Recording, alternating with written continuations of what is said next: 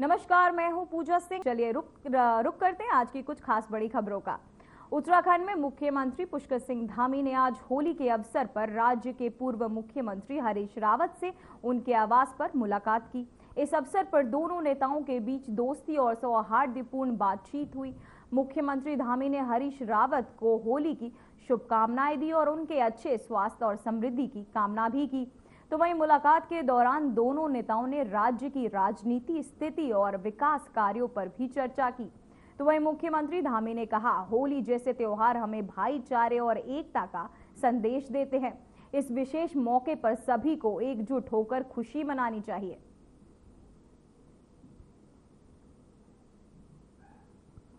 तो वहीं सीएम धामी ने हरीश रावत से की मुलाकात। हरीश रावत को होली की दी शुभकामनाएं, वहीं भाईचारे का भी दोनों ने दिया संदेश। होली के इस पर्व के दिन एक दूसरे को रंग लगाकर शुभकामनाएं दी।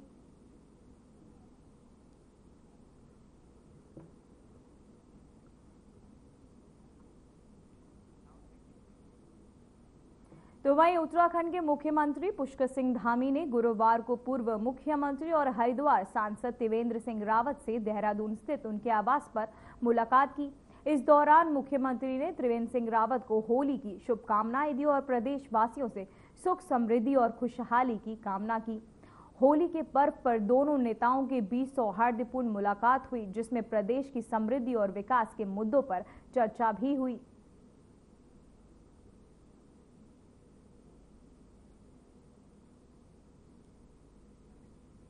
तो वहीं पूर्व सीएम की होली को दी शुभकामनाएं। तो वहीं त्रिवेंद्र सिंह रावत आपको बताते चले से मिले सीएम धामी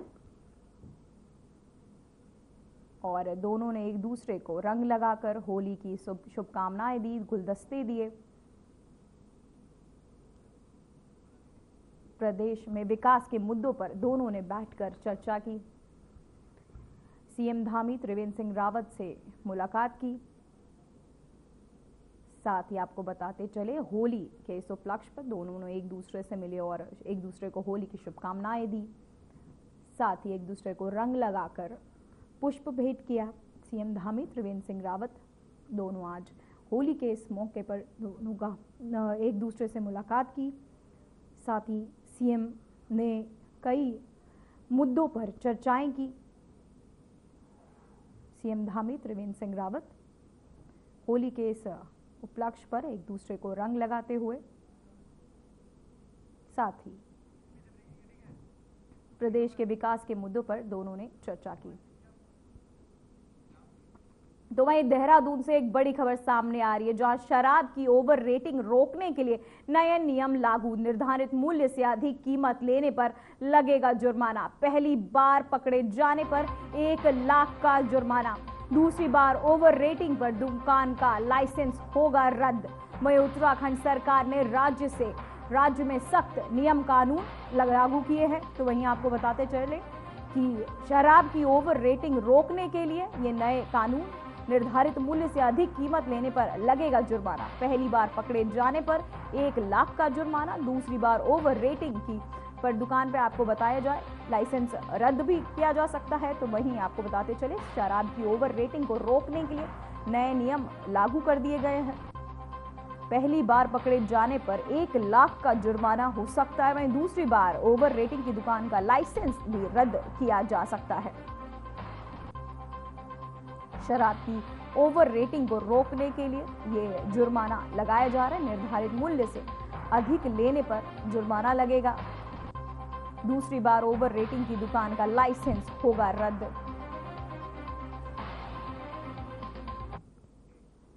तो वहीं होली के पर्व को शांतिपूर्ण तरीके से मनाने के लिए मंगलौर पुलिस ने सुरक्षा व्यवस्था को और मजबूत कर दिया है। पुलिस ने होलिका दहन के दौरान संभावित किसी भी असामाजिक गतिविधि को रोकने के लिए पूरी तैयारी कर ली है। कोतवाली मंगलौर पुलिस के सभी ग्राम प्रहरियों को ब्रीफिंग देकर होलिका दहन स्थानों की सुरक्षा का जिम्मा सौंपा गया है। इसके साथ ही पुलिस ने 7 गांवों के चौकीदार भी सतर्क रहेंगे और किसी भी शरारती हरकत को रोकने का प्रयास करेंगे। तो ये पुलिस लगातार राउंड कर रही है और हर घंटे ग्राम चौकीदार से अपडेट लेगी ताकि स्थिति पर कड़ी निगरानी रखी जा सके।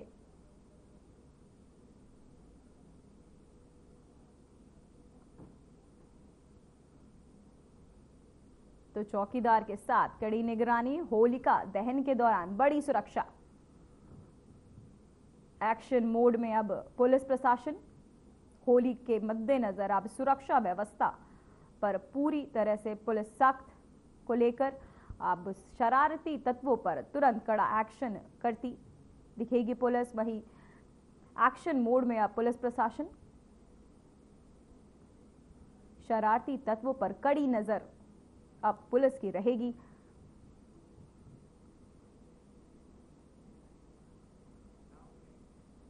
तो वहीं सिविल लाइन क्षेत्र में एक युवक ने अपनी कार पर बीजेपी का झंडा, लाल नीली बत्तियां और हूटर लगाकर दबंगई दिखाने की कोशिश की। युवक का उद्देश्य अपनी रौबदारी दिखाना था, लेकिन पुलिस ने तत्काल कार्यवाही करते हुए उसे सख्त सबक सिखाया। पुलिस की जांच में यह पता चला कि युवक का किसी भी राजनीतिक दल से कोई ताल्लुक नहीं था और उसने बिना अनुमति के वाहन पर बीजेपी का झंडा और हूटर लगा रखा था। इसके बाद पुलिस ने युवक का वाहन जब्त किया और उसका चालान भी किया।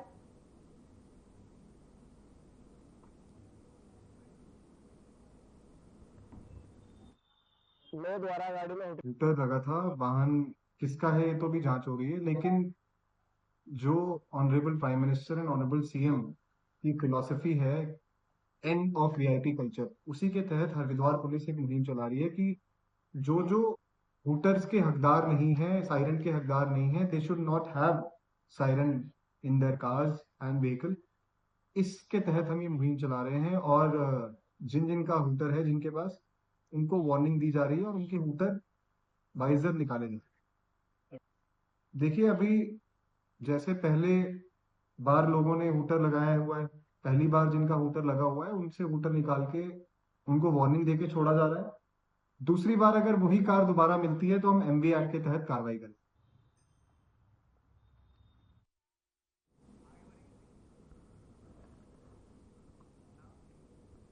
तो वहीं गायक जुबिन नौटियाल राजस्थान के जयपुर में आईफा 2025 में भाग लेने के बाद देहरादून पहुंचे।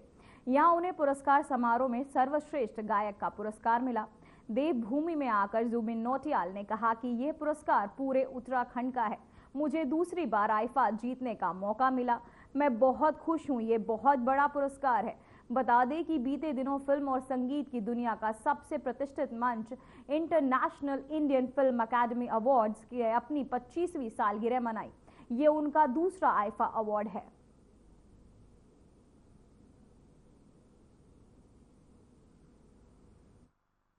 बहुत शुभकामनाएं। और ये अवार्ड मेरा नहीं है, तो पूरे समस्त उत्तराखंड का अवार्ड है। और इतना उत्साह लोगों में देख करके एक कलाकार को ऐसा जरूर लगता है कि मेहनत सफल हुई। उत्तराखंड के युवाओं के लिए सिर्फ ये कहना चाहूँगा कि कोई भी लक्ष्य इतना दूर नहीं है कि हासिल ना हो सके। सिर्फ हौसला चाहिए और उम्मीद चाहिए और चार मासों का आशीर्वाद चाहिए।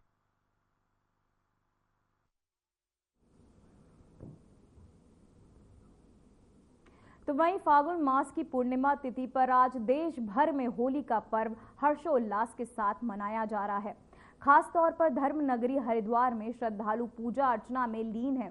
होली पूजन के साथ साथ रात के समय परंपरागत होलिका दहन भी किया जाएगा, जिसमें बुराई पर अच्छाई की जीत का संदेश दिया जाएगा। इस अवसर पर लोग एक दूसरे को शुभकामनाएं दे रहे हैं और पारंपरिक लोकगीत के साथ उत्सव मना रहे हैं। वहीं हरिद्वार के बाजारों में भी जबरदस्त रौनक देखने को मिल रही है। यहाँ रंग, गुलाब और मिठाइयों की खरीदारी जोरों पर है।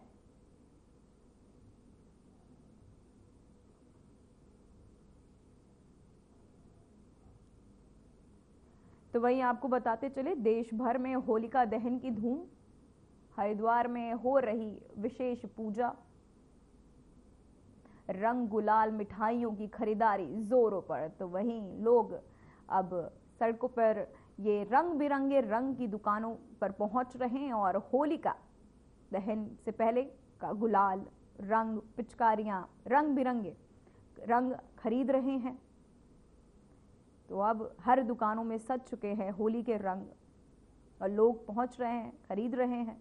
तो वहीं होलिका दहन की भी ये विशेष पूजा की तैयारियां हरिद्वार में की गई। रंग, गुलाल, मिठाइयों की खरीदारी जोरों पर।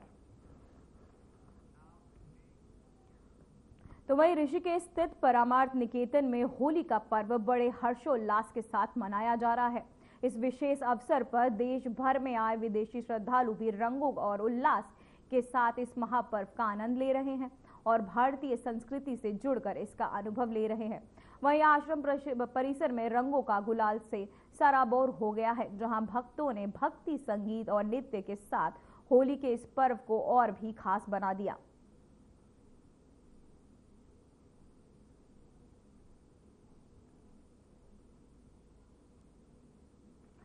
तो वही विदेशियों के संग अब ये होली मनाई गई, जहां भारतीय संस्कृति का अनुभव परमर्थ निकेतन में होली का ये उल्लास, जहां विदेशवासियों संग भारतीय संस्कृति का अनुभव।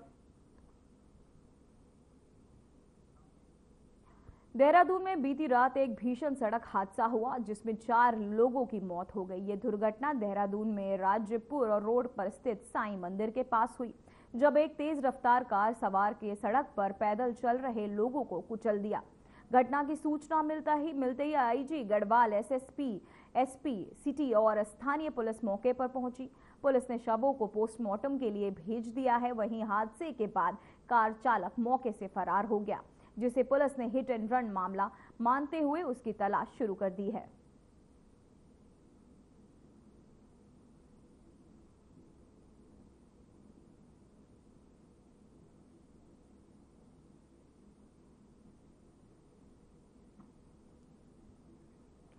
तो वही देहरादून में भीषण सड़क हादसा, हिट एंड रन केस मानते हुए पुलिस ने चालक की तलाश शुरू कर दी है।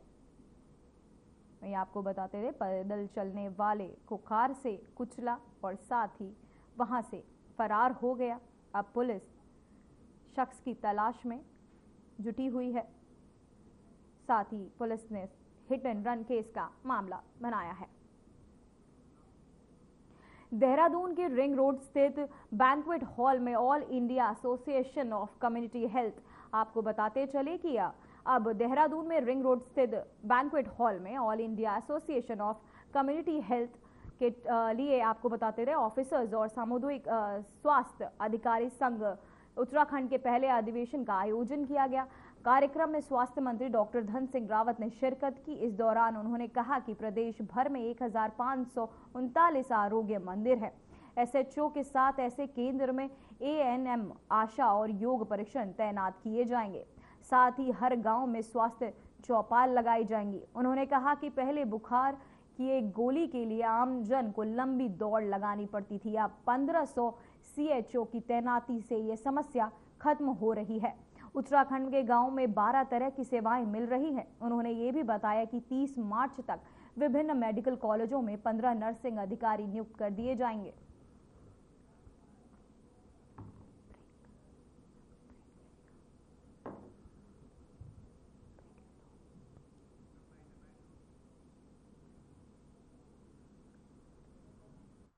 मैं प्रधानमंत्री जी का धन्यवाद देना चाहता हूं और अपने प्रदेश का मुख्यमंत्री जी का कि हमारी सरकार ने अभी तक 1500 सीएचओ की नियुक्ति कर चुकी है और जब से हमने सीएचओ भेजे हैं हर आरोग्य मंदिर में, तब से हमारे सीएचओ लोगों ने अभी तक 25 लाख से ज़्यादा लोगों की जो है वहाँ जांचें कराए हैं, उनका स्वास्थ्य परीक्षण कराया है और जो भारत सरकार की स्कीम है, राज्य सरकार की, उनको क्रियान्वयन किया है। और आज हमारे जितने सीएचओ हैं उनका पहला अधिवेशन था। मैं स्वास्थ्य विभाग की तरफ से, सरकार की तरफ से और अपनी तरफ से उनको बहुत बधाई दे रहा हूं कि वो बहुत अच्छा काम कर रहे हैं। और अभी जो 117 लोग और लगने हैं उनकी भी इसी महीने में हम नियुक्ति पत्र देने वाले हैं। और मैं कह सकता हूं कि जब से हमारे सीएचओ लोग जो है स्वास्थ्य विभाग में आए हैं, तब से ग्रामीण क्षेत्र में बहुत अच्छा जो है काम हो रहा है। आज प्रदेश के दूरस्थ क्षेत्रों से 13 के 13 जनपदों से हमारे सामुदायिक स्वास्थ्य अधिकारी यहाँ पर उपस्थित हुए थे। माननीय मंत्री जी का उन्होंने स्वागत किया, अभिनंदन किया और शायद इतने जो दूरस्थ क्षेत्रों से हमारे साथी आए हैं उन्हें मंत्री जी से आशा ही नहीं, पूर्ण विश्वास है कि वो हमारी समस्याओं पे, हमारे सुरक्षित भविष्य पे अहम फैसला लेंगे और सरकार में एक ऐतिहासिक फैसला होगा समस्त सामुदायिक स्वास्थ्य अधिकारियों के बेहतर भविष्य के लिए। मुख्य कुछ मांगे जो आपने उनके समक्ष आज रखी? हमारे वेतन और इंसेंटिव को लेके मेन समस्या रहती है। हमारी महिला साथियों को समस्या रहती है। पहाड़ी क्षेत्रों में हमारी महिला साथियों के साथ रहने खाने और गांव में कई प्रकार की समस्याएं होती है। और हमारा जो एक आपने देखा होगा कि भारत सरकार की गाइडलाइन के अनुसार भारत सरकार NHM भारत सरकार ने समस्त प्रदेशों को कैडर निर्माण कर अपने स्वास्थ्य विभाग में एक परमानेंट पद पर कैडर निर्माण कर परमानेंट पद पर काम करने के लिए राज्य सरकारों को निर्देश दे दिए हैं। प्रथम महाधिवेशन महासम्मेलन सामुदायिक स्वास्थ्य अधिकारी संघ उत्तराखंड द्वारा आयोजित किया गया था। पिछले लगभग 2018 से हमारे लगभग 1400 से 1500 सामुदायिक स्वास्थ्य अधिकारी दूरस्थ क्षेत्र में कार्यरत हैं, जहां स्वास्थ्य सुविधाएं पहुंचना बहुत असंभव सी बात थी। आज वह संभव हो पाया है माननीय मंत्री जी के कारण। इस अधिवेशन और सम्मेलन का कार्यक्रम का उद्देश्य जो था हमारा कि हम सब CHOs को, सारे सामुदायिक स्वास्थ्य अधिकारियों को एक मंच पर इकट्ठा कर सकें, एक एकता का उद्घोष कर सकें, एक एकता के साथ इस मंच से जोश भरी आवाज में CHO संघ को आगे ले जा सकें। आज हमारे इस कार्यक्रम में मुख्य अतिथि के रूप में हमारे माननीय स्वास्थ्य मंत्री डॉक्टर धन सिंह जी रावत उपस्थित हुए। हमारे द्वारा उन्हें समस्याओं के बारे में बताया गया। उन्होंने पूर्ण आश्वासन दिया है कि जो भी हमारी वेतन और इंसेंटिव में विसंगतियां हैं उसे जल्द से जल्द। तो वहीं देहरादून से एक बड़ी खबर सामने आ रही है, जहां बीजेपी प्रदेश अध्यक्ष का पुतला जलाने पर विवाद। कैबिनेट मंत्री सुबोध उनियाल की मीडिया को नसीहत। ऐसी खबरें दिखाने से सामाजिक बुराइयां बढ़ती हैं। मीडिया को ऐसी घटनाओं को तूल न देने की दी सलाह। तो वहीं आपको बताते चले, मीडिया को ऐसी घटनाओं को तूल न देने की सलाह दी है बीजेपी प्रदेश अध्यक्ष ने। आपको बताते चले, ऐसी खबरें दिखाने से सामाजिक बुराइयां बढ़ती है। उन्होंने कहा, कैबिनेट मंत्री सुबोध उनियाल ने मीडिया को दी नसीहत। साथ ही उन्होंने ऐसा कहा कि ऐसी खबरें दिखाने से सामाजिक बुराइयां बढ़ती है। मीडिया को ऐसी घटनाओं को तूल न देने की उन्होंने सलाह भी दी। बीजेपी प्रदेश अध्यक्ष का पुतला जलाने पर यह पूरा विवाद, जहां कैबिनेट मंत्री सुबोध उनियाल ने मीडिया को दी नसीहत। ऐसी खबरें दिखाने से, आपको बताते चले, मीडिया को ऐसी खबरें ना दिखाने की और बात कही। साथ ही उन्होंने आपको बताते चले, पुतला, बीजेपी अध्यक्ष का पुतला जलाने पर यह पूरा विवाद, जहां कैबिनेट मंत्री सुबोध उनियाल ने कहा कि ऐसी खबरें दिखाने से समाज बुराइयां बढ़ती हैं। मीडिया को ऐसी घटनाओं को तूल न देने की उन्होंने सलाह दी। ऐसे समाचारों नहीं देंगे तो ऐसे लोग खुद ही डिमोलाइज हो जाएंगे। उनको तो मजा आता है कि मीडिया पे उनको जगह मिल रही है। ऐसे लोगों को मैंने कहा है कई चीजों में, मैंने कहा समाज की कुछ बुराइयां हैं, जैसे आत्महत्या।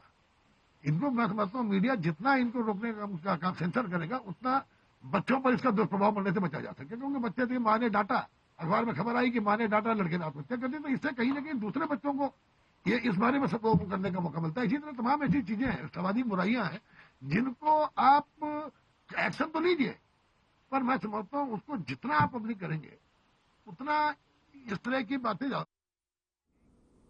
तो वहीं चारधाम यात्रा 2025 की शुरुआत अब 30 अप्रैल से होने जा रही है।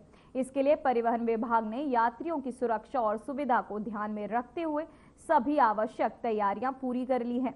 तो वहीं देहरादून के RTO सुनील शर्मा ने कहा कि इस साल चारधाम यात्रा के लिए हमारे पास लगभग 1800 गाड़ियां उपलब्ध है।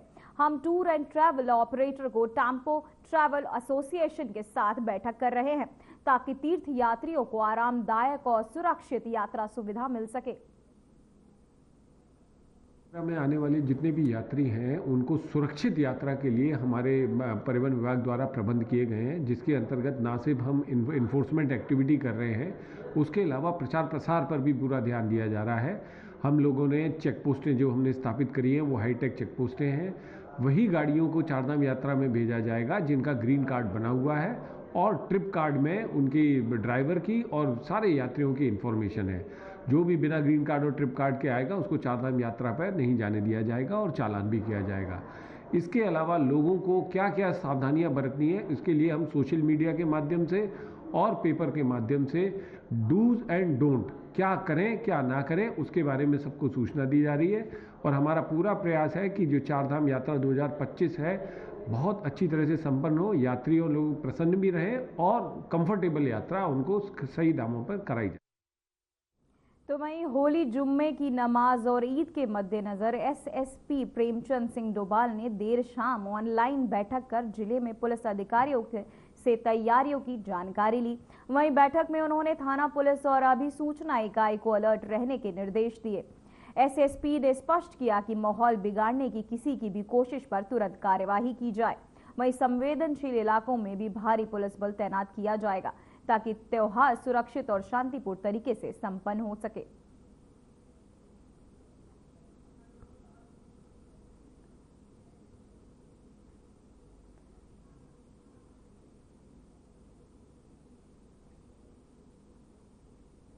तो वहीं त्योहारों पर पुलिस सख्त, एसएसपी ने दिए सख्त निर्देश। संवेदनशील इलाकों में पुलिस तैनात।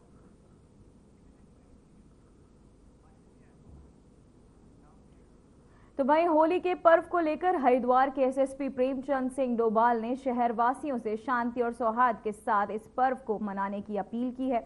उन्होंने कहा कि होली एक खुशियों और भाईचारे का पर्व है, इसे शांतिपूर्ण मनाया जाए और किसी भी प्रकार के हुड़दंग से बचा जाए। एसएसपी डोभाल ने नागरिकों से यह भी आग्रह किया कि यदि किसी भी प्रकार का अप्रिय घटना या उल्लंघन का सामना हो तो तत्काल पुलिस को सूचित करें और कानून अपने हाथ में ना ले। होलिका दहन और उसके बाद होली का महान पर्व हम लोगों के सामने है। मैं समस्त हरिद्वार वासियों को, समस्त देशवासियों को, प्रदेशवासियों को इस होली के पर्व की शुभकामनाएं देता हूं और मैं यह भी अपील करता हूं कि इस त्यौहार को, इसकी गरिमा को बहुत ही सौहार्दपूर्वक मनाएं और इसमें किसी भी प्रकार का कोई भी हुड़दंग से बचें और एक अच्छे माहौल में पूरे सामाजिक सौहार्द के साथ, सामाजिक समरसता के साथ इस कार्यक्रम को मनाएं। और इसमें अगर किसी प्रकार का किसी को कोई व्यवधान नज़र आता है या कि उन्हें लगता है कि इसमें किसी के द्वारा उनके खिलाफ या कुछ इस तरीके की कार्रवाई की जा रही है तो वो तत्काल पुलिस को सहयोग करें, पुलिस के संबंध में बताएं। जो भी आगे की कार्रवाई है पुलिस को ही। तो वही रंगों के त्योहार होली के मौके पर बीती शाम रोशनाबाद स्थित विकास भवन में एक सामूहिक होली मिलन कार्यक्रम आयोजित हुआ। ये कार्यक्रम मुख्य विकास अधिकारी आकांक्षा कोड़े के नेतृत्व में आयोजित किया गया। इस मौके पर अधिकारियों और कर्मचारियों ने एक दूसरे को गुलाल लगाकर शुभकामनाएं दी। तो वहीं मुख्य विकास अधिकारी ने सभी से प्राकृतिक रंगों के उपयोग और सौहार्दपूर्ण वातावरण में त्योहार मनाने की अपील की। इस मौके पर विभिन्न विभागों के अधिकारी मौजूद रहे और उल्लासपूर्वक होली का आनंद लिया गया।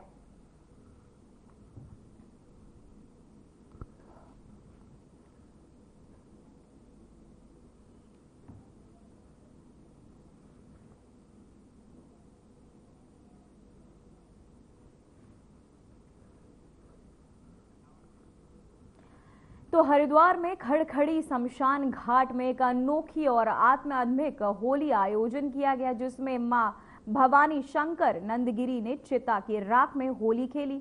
यह आयोजन पारंपरिक रंगों के साथ चिता के राख का उपयोग करके किया गया, जो जीवन और मृत्यु के चक्र का प्रतीक मानी जाती है। इस आयोजन के दौरान मां भवानी ने कहा कि शमशान की होली आत्मा की शुद्धि और ब्रह्मा साक्षात्कार की साधना का हिस्सा है। इस अनूठी परंपरा का उद्देश्य जीवन को नश्वरता और मृत्यु के रहस्य को दर्शाना है। मां भवानी ने इस साधना के माध्यम से शमशान के महत्व को समझाया और बताया कि यह आत्मा के उत्थान और ब्रह्मा के प्रति जागरूकता को बढ़ाने का एक खास तरीका है।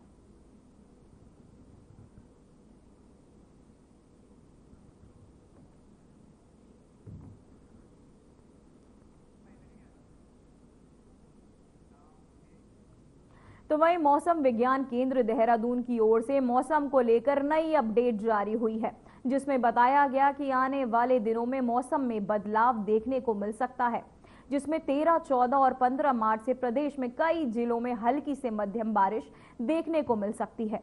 मौसम विभाग और आपको बताते चले विक्रम सिंह ने बताया कि अधिकांश गढ़वाल के जिले में कुमायूं के भी कुछ जिलों में शामिल है। तो उन्होंने बताया कि इस दौरान रेन थंडरस्टॉर्म एक्टिविटी की भी संभावना है। प्रदेश में बारिश देखने को मिलेगी, बल्कि ये कहूँगा कि जैसे गढ़वाल रीजन है तो उसमें अनेक जगहों तक और अंदर के हमारे डिस्ट्रिक्ट में अनेक जगहों तक, बाकी जो कुमाऊं रीजन में आप कह सकते हैं कुछ जगहों तक में वहाँ पर भी मिलेगी हल्की बारिश या बहुत हल्की बारिश, इस तरह के ज़्यादा है। एका दुका जगहों में मॉडरेट तक की रेन भी जो है वो मिल सकती है। तो 13, 14, 15 इस तरह की एक्टिविटी है। तो जो अभी तापमान थोड़े बढ़े हुए हैं 1-8 डिग्री, तो अभी 1-2 दिन में और आप देखेंगे कि उसमें बढ़ोतरी होगी, लेकिन जब बारिश की एक्टिविटी हो जाएगी तो फिर वापस जो है वो सामान्य के आसपास आ जाएंगे। तो मैं ये कहूँगा कि शुरू में भी मार्च के या फरवरी एंड में हमको एक अच्छी स्पेल। फिलहाल बुलेटिन में बस इतना ही, मुझे दीजिए इजाजत, नमस्कार।